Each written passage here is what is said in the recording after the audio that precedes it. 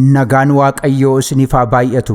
Saba karaa Araaraa TV fi karaa miidiyaalee hawaasaa keenyaa nu hordoftan maraaf namni Waaqayyoo Raajii Masarat Taayyee faarfannaa mata duree Yerusaalem jedhuun qopheessanii amajjii 24 2018 guyyaa dilbataa eebbisiisu. Kanaafuu bilbila iskiriinii irratti argamuun galmooftanii hirmaattota eebba kanaa akka taatan afeeramtaniittu.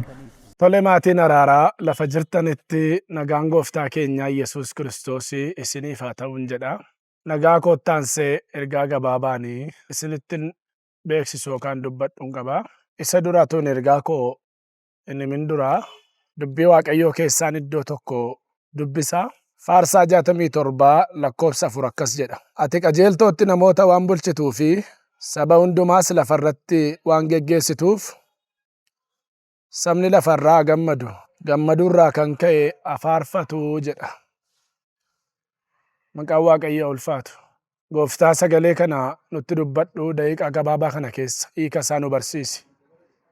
Warra dhaga'aniifis ayyaana kenni. Maqaa Yesuusiin ameen. Faarsaa Daawit 67 lakkoofsa 4 lafan dubbise kana ati qajeeltootti ilmaan namaa waan bulchituufedha. Saba hundumaas lafarratti waan geggeessituuf gammaduurraa kan ka'e afaarfatanii jedha. Waaqayyo abbaa firdii dhugaati.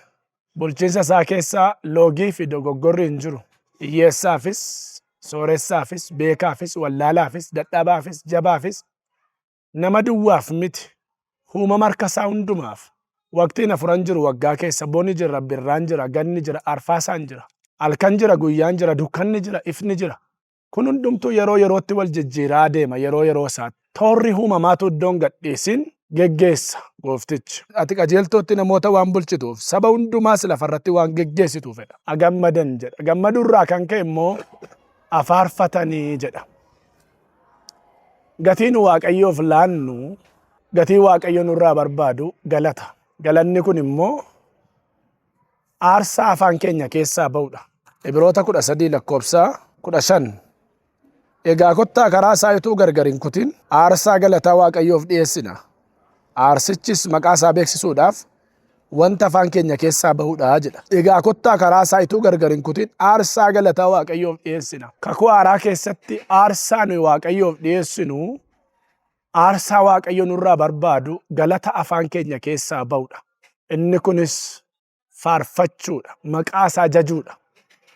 Yeroo baay'ee amma lallaba gaafa lallabnu gara namaatti lallabna. Raajis gaafa dubbannu namootaaf dubbanna. Fayyinnis namootaaf.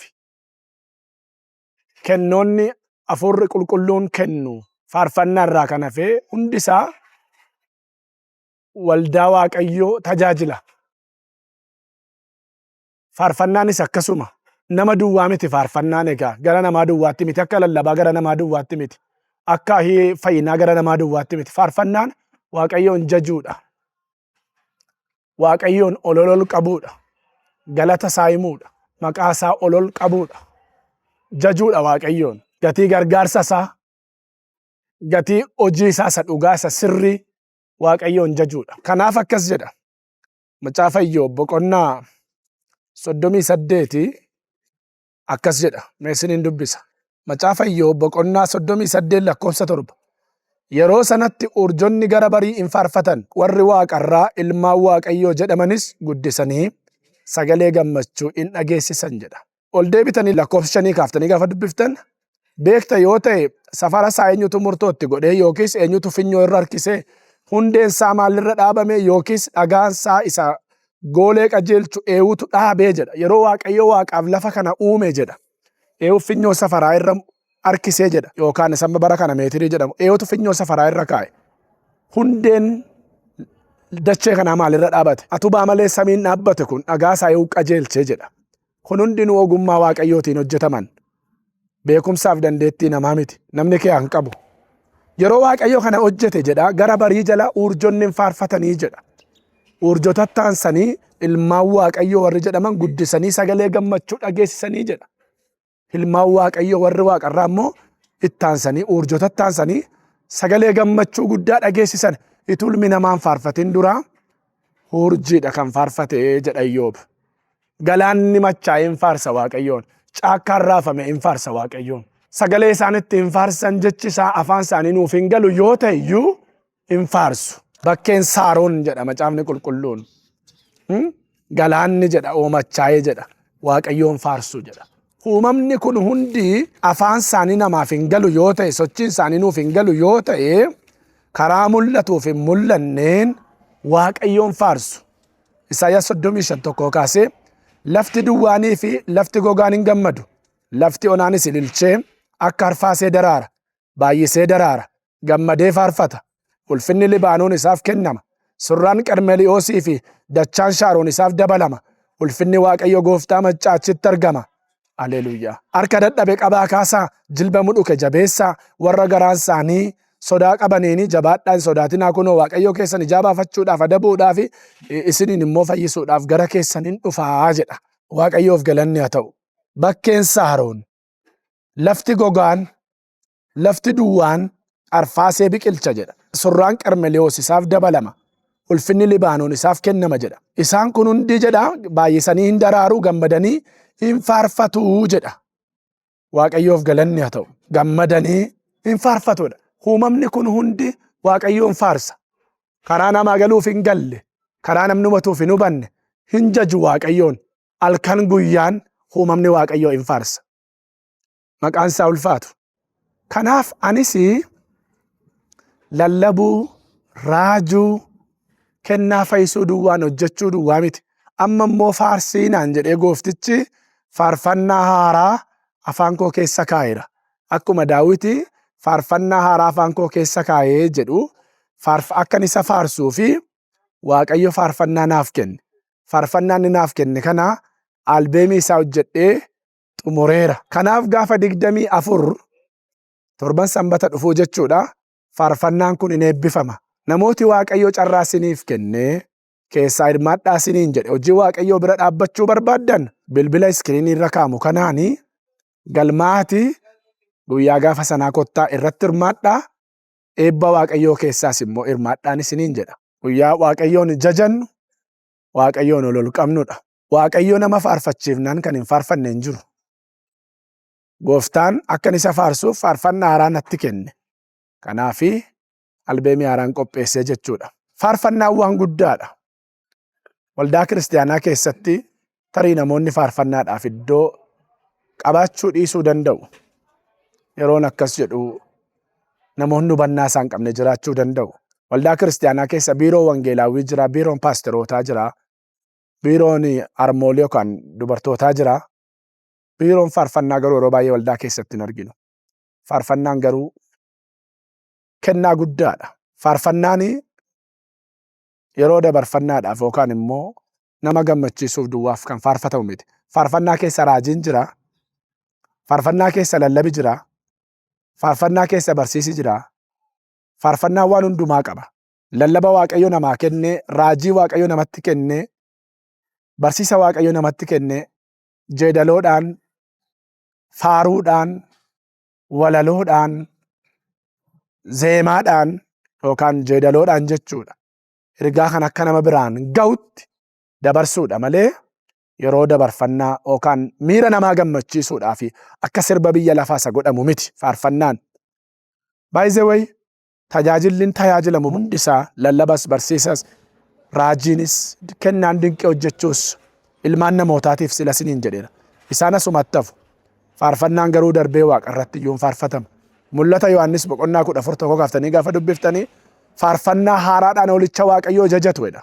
Yeroo sana kadhannaanis hin jiru. Sababni isaa oolicha Waaqayyoo ijaan argina wanta ta'e wanta kadhannu hin qabnu nu bukkee jira.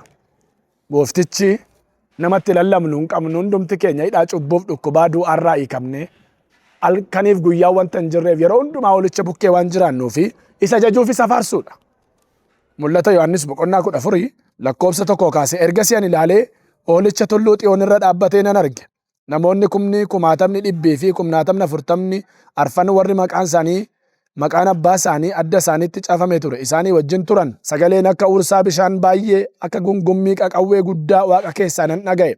Sagalee an dhaga'e waan akka sagalee kiraara gurguddaa warra kiraara rukutaman dhageessan ture. Isaan faarfannaa haaraa fuula teessichaa fuula uumama lubbuu qaban arfan fuula maanguddootaa duratti hin faarfatu. Faarfannaa sanaan immoo warri 10,000 fi 40,000 biyya lafaa keessaa furaman sana malee namni tokkollee baruu hin danda'udha. Faarfannaa haaraadhaan oolicha Waaqayyoo duratti isa oolaa qalame fakkaatu sana duratti fuula maanguddoota 24 duratti hin faarfatuudha. Kanaaf lafa duwwaa irratti miti dabarree oolicha Waaqayyoo wajjin barabaraan isa biratti faarfachuudhaaf jirraa jechuudha. Kanaaf faarfannaan waldaa kiristaanaa keessatti kennaa guddaadha. Akkuma isa tokkoof kennaan raajuu, kennaan barsiisuu, kennaan lallabuu kennamu akkasuma Waaqayyo waldaa isaatiif immoo faarfannaa kenna. Isa duraa Qorontos boqonnaa 14 lakkoofsa 26 akkana jedha, maqaa gooftaa Yesuusiin nan dubbisa. Egaa yaa obboloota koo yeroo walitti qabamtan isin keessaa tokko faarfannaa, tokko barsiisa, tokko mul'ata qabaa jedha. Tifufaa dubbisaa. Na walitti qabamtan tokko faarfannaa qaba, tokko mul'ata qaba, tokko barsiisa qabaa jedha. Kanaaf gooftichatu kenna. Kennaa guddaadha jechuudha. Faarfannaa gooftaan naa kenne mata dureen isaa Yerusaalem jedhu. Gaafa 24 torbee sanbata dhufuu jechuudha. Faarfannaa mata duree isaa yookaan albeemii mata dureen isaa Yerusaalem kan jedhu isinii qopheesseen jira. Kana jechuun xirri 24 yookaan amajjii 24 torbee sanbata dhufuu jechuudha. Warri Waaqayyo carraa isinii kennee hojii Waaqayyoo bukkee dhaabbachuu kan barbaadan, gammachuu kanarraa hirmaachuu kan barbaadan kottaa ayyaana Waaqayyoo hirmaadhaan isiniin jedha. Gooftaa Yesuus sina eebbisu. Nama hundumaaf waamicha godhe nama tokko lama miti abbaan danda'a dhufu. Garuu sababa iddoon keenya dhiphatuu fi bilbila iskiriinii irra jiruun galmaati kottaa hirmaadhaan isiniin jedha. Gooftaan sina eebbisu, eebbifamaa. Kadhannaa gabaabaan isinii godha. Yaa Waaqayyo abbaa galanni si haa ga'u. Araara keessa guddaa, gaarummaa keessa guddaa, tola keessa guddaaf maqaan kee ulfaatu. Waaqa irratti lafa irratti ulfaadhu. Ati kennaa gaafa kennitu waldaadhaaf kennita. Kennaa ati amma irraatti naa laatte sanaan waldaa keessa bakkee tajaajilaa tureera. Amma immoo kan si faarfadhuuf situ kennaa kana fide. Isa fidde kanaaf si haa galatu. Guyyaa gaafa yaa Waaqayyo amajjii 24 faarfannaan kun eebbifamu. Namoonni ta'e akka isaan dhufan irratti hirmaataniif carraa laatteef maqaa Yesuus Kiristoosiin karaan irraa banamu. Haala mijatu. Danqaan biyyi lafaa kaa'u. Danqaan seexanni kaa'u. Qormaanni jallinaa. Yaadi ammeenyaa. Maqaa Yesuus Kiristoos ilma Waaqayyootiin duraa kan kayaa ta'u. Duraa kan kayaa ta'u. Duraa kan kayaa ta'u. Duraa kan kayaa ta'u. Duraa kan kayaa ta'u dhiiga olichaatiin. Dhiiga olichaatiin. Dhiiga olichaatiin. Nama takka hirmaataniif carraa laatte kun maqaa Yesuus Kiristoosiin dhufanii akka hirmaataniif haalli hundi nu mijatu. Waan na dhageesseef ulfaadha. Dhiiga olichaatiin. Ameen. Ameen. Be blessed.